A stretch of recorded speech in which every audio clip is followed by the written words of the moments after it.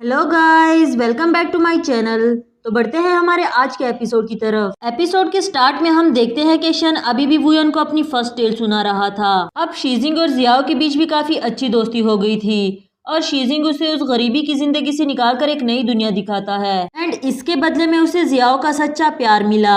ऐसे ही वक्त गुजरता गया और एक दिन शीजिंग अपनी फैमिली से सारे रिश्ते नाते तोड़कर जियाओ के पास आ गया। बता रहा था कि मैं सब कुछ छोड़कर आ गया हूँ और अब मैं वैसा अमीर नहीं रहा, क्या तुम अब भी मुझे अपनी जिंदगी में शामिल करोगी? जिस पे जियाओ बोली, मैं ये नहीं जानती कि तुम कौन हो और क्या हो, बस इतना पता है कि मैं तुम्हें हद से ज्यादा चाहती हूँ। शीजिंग ने एक बार फिर से अपना घर हमेशा के लिए छोड़ दिया, लेकिन इस बार वो अकेला नहीं था बल्कि उसकी लाइफ में अब जियाओ है। अब इन दोनों ने एक नई जिंदगी की शुरुआत की। जियाओ को पढ़ना लिखना सिखाया, उसको स्कूल में एडमिशन दिलवाया। मगर इनकी जिंदगी में एक दिन फिर ऐसा आया जब शीजिंग कहने लगा कि मुझे कुछ मामलात सुलझाने के लिए अपनी फैमिली से वापस मिलना होगा। ये बात सुनने के बाद जियाओ काफी वरीड हो गई थी और कहती है कि मैंने काउंट कर लिया था, तुम्हारा लास्ट कॉइन भी मैंने कल झुका दिया, क्या इसके बाद भी मैं तुम्हें अपनी लाइफ में देख सकूंगी? एंड शीजिंग उससे प्रॉमिस करता है कि वो वापस जियाओ के पास जरूर आएगा। आफ्टर दैट जियाओ कह रही थी कि मेरी क्लासमेट ने मुझे बताया अगर हम कैंडल्स जलाकर हेवन से कोई विश मांगे तो हमारी विश जरूर सुनी जाती है, मगर कैंडल्स सारी रात जलती रहनी चाहिए।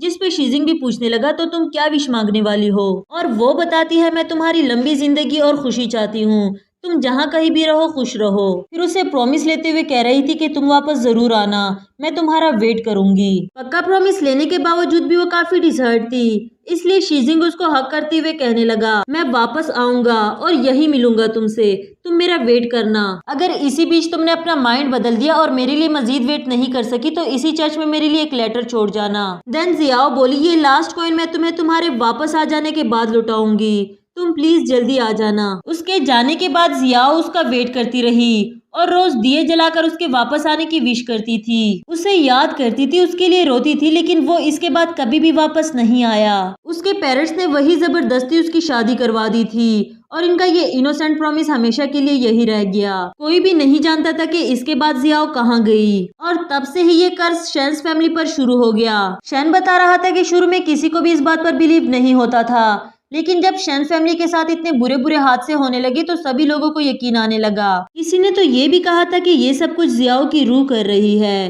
क्योंकि वो शीजिंग को हासिल नहीं कर सकी थी। जब ये बात शीजिंग को पता चली तो उसने ये ब्रेसलेट बनवाया और इस पर एक रिग्रेट नोट लिखा। ये ब्रेसलेट घर में आने के बाद कर्ज डिक्रीज हो गया था और लोग भी इसके बारे में काफी हद तक भूल गए थे, और कुछ साल पहले जब ये ब्रेसलेट मुझे मेरे पिता ने दिया तो ये कर्ज फिर से शुरू हो गया। 100 साल के बाद भी वो कर्ज खत्म नहीं हुआ और मेरे माता पिता की जान भी ले ली। यहाँ वुयन बोली मुझे नहीं लगता कि जियाओ अपनी बुरी किस्मत होने पर मासूम लोगों की जान लेगी। अगर मैं ये कहूँ कि ये ब्रेसलेट जियाओ ने ही शीजिंग के लिए छोड़ा था तो तभी शेन बोला कि आज की स्टोरी यही तक थी, बाकी की एक्सप्लेनेशन तुम मुझे कल देना। वुयन बोली किस चीज की एक्सप्लेनेशन? जिस पे शेन बता रहा था कि कोई भी बात तुम बिना प्रूफ के नहीं कर सकती। अगर तुम्हें लगता है कि ये ब्रेसलेट जियाओ ने शीजिंग के लिए छोड़ा था तो तुम्हें इस बात को प्रूव भी करना होगा। आफ्टर दैट तो वुयन बेचारी की नींद भी उड़ गई थी और खुद से कहती है कि मैंने तो ऐसे ही फ्लो में कह दिया था, अब मैं कहां से प्रूफ करूंगी कि ये ब्रेसलेट जियाओ ने शीजिंग के लिए छोड़ा था। तभी उसे आइडिया आया कि क्यों ना वो भूतों के कैप्टन से पूछ ले एंड उसे मैसेज करते हुए बोली मुझे शेन्स फैमिली के कर्ज के बारे में बताओ, लेकिन ये बात किसी से शेयर मत करना। पर कुछ ही सेकंड्स के बाद वो लाइव आकर सबको बता रहा होता है। मॉर्निंग में बेन वुयन के पास बैठी उसे कह रही थी मुझे भूख लगी है, और इस बार वुयन भी उसकी आवाज सुन पा रही थी एंड वो खुशी से उछलते हुए कहने लगी कि मेरी स्पिरिचुअल पावर वापस आ गई, पता नहीं मैं उस टाइम तुम्हें क्यों नहीं सुन सकी थी, कहीं ये शेन के साथ रहने की वजह से तो नहीं था। इसके बाद वो बेन के लिए कुछ खाने को बनाने जाती है और इस बार शेन भी उसे कह रहा था कि मेरे लिए भी कुछ बना लेना, क्योंकि लास्ट टाइम उसको वुयन के हाथ का खाना अच्छा लगा था। नेक्स्ट सीन में वुयन उसे ब्रेकफास्ट सर्व कर रही थी और साथ ही पूछने लगी तुम्हें मेरा बनाया हुआ खाना कैसा लगा, एंड ये इंटरेस्ट ना शो करते हुए कहने लगा कि इससे मेरी जान नहीं जाएगी। वो फौरन से बोली आपको इसके लिए मुझे एक्स्ट्रा पे करना होगा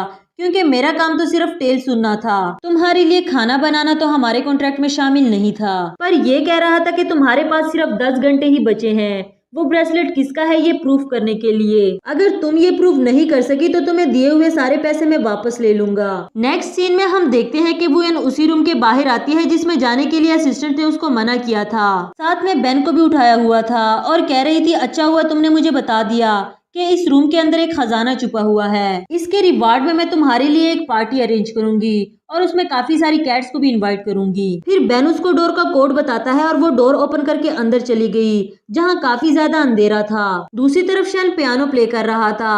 तभी वुयन भागते हुए उसके पास आते हुए कहने लगी कि मैं तुम्हें कुछ दिखाना चाहती हूँ, अगर तुम ज्यादा बिजी ना हो तो। इस पे शैन अपना हाथ आगे बढ़ाते हुए कहने लगा, ठीक है, मुझे रास्ता दिखाओ। क्योंकि उसकी आई साइड काफी वीक थी, इसलिए उसको खुद से चलने में बहुत मुश्किल होती थी। जैसे ही वुयन उसका हाथ पकड़ती है, शैन को एक अलग सा खूबसूरत एहसास होने लगा जो उसे इससे पहले कभी भी नहीं हुआ था। फिर बच्चों की तरह उसका हाथ लहराते लहराते उसको रूम के बाहर ले आई और कह रही थी कि तुम्हारे लिए इस रूम के अंदर एक सरप्राइज है, पर तुम्हारे असिस्टेंट ने तो मुझे अंदर जाने से मना कर दिया था। ये भी बोला, अगर असिस्टेंट ने मना कर दिया तो तुम अंदर नहीं जा सकती, अब चलो यहाँ से। बट वुयन भी ऐसे वापस जाने वाली नहीं और कह रही थी कि तुम सोच लो, तुम्हें तुम्हारे सवाल का जवाब चाहिए या फिर तुम्हें इस रूम को सीक्रेट रखना है। ऑब्वियसली शैन को भी उसके सवाल का जवाब चाहिए था, इसलिए उसे अपना हाथ देते हुए कहने लगा, चलो अंदर। वुयन उसके सामने डोर का कोड लगाती है और शैन के पूछने पर बता रही थी कि मुझे ये कोड बेन ने बताया है। उन दोनों के अंदर जाने के बाद ये डोर खुद ब खुद लॉक हो गया। यहाँ वुयन उसको एक म्यूजिक बॉक्स दिखाती है जो कि टूटा हुआ पड़ा था एंड कह रही थी, अगर ये म्यूजिक बॉक्स फिक्स हो जाए तो इसमें हमारे लिए एक बड़ा सरप्राइज होने वाला है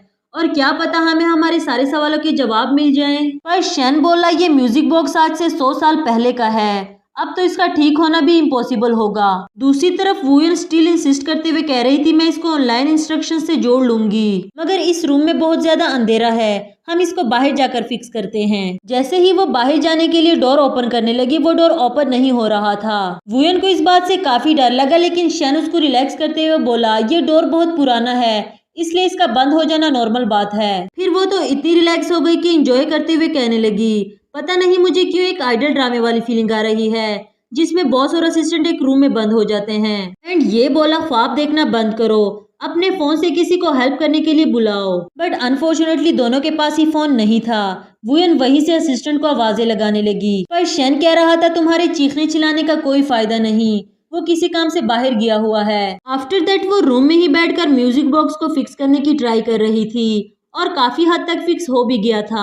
वुयन शैन के हाथ में म्यूजिक का एक पार्ट पकड़ाती है जिसपे वैसे ही प्रिंट बना हुआ था जो कि ब्रेसलेट पर बना हुआ है। इसी प्रिंट की वजह से वो म्यूजिक बॉक्स ट्यून को प्ले नहीं कर पा रहा। वुयन बता रही थी, मुझे म्यूजिक फैन से पता चला कि ये बॉक्स शीजिंग का है एंड ये वाली ट्यून 1930 में उसने खुद ही बनाई थी। इसका मतलब तो ये हुआ कि धोखा शीजिंग ने नहीं बल्कि जियाओ ने उसको दिया था। और शीजिंग तुम्हारी फैमिली से बिलोंग नहीं करता था, बल्कि जियाओ तुम्हारी फैमिली से थी। उस दिन शादी से भी जियाओ भागी थी और किसी चर्च में शीजिंग से मिली, तो तुम्हारी टेल में सब कुछ इन्वर्टेड था और मैंने पहला फ्लेव ढूंढ दिया, मगर तुमने मुझसे जियाओ की आइडेंटिटी क्यों छुपाई। ये फ्लेव ढूंढने के बाद शैन उसको असलियत बताते हुए कह रहा था कि वो आउटकास्ट थी, इसलिए फैमिली ने उसका नाम मेंशन करने से भी रिफ्यूज कर दिया था। जब वो अपने पेरेंट्स से मिलने के लिए वापस आई थी तो उन्होंने जबरदस्ती इसकी पॉलिटिकल मैरिज कर दी थी। तभी उसने ये ब्रेसलेट शीजिंग के लिए छोड़ा था, लेकिन मेरे एनेसेस्टर्स ने वो भी चुरा लिया। शादी के बहुत सालों बाद वो शीजिंग से मिलने के लिए एक बार फिर से चर्च आई, लेकिन तब ना तो वहाँ पियानो मिली और ना ही शीजिंग। उसे लोगों से पता चला कि वो तो अर्ली एज में ही डिप्रेशन से मर गया था। इसके बाद जियाओ अपनी फैमिली से सबसे ज्यादा नफरत करने लगी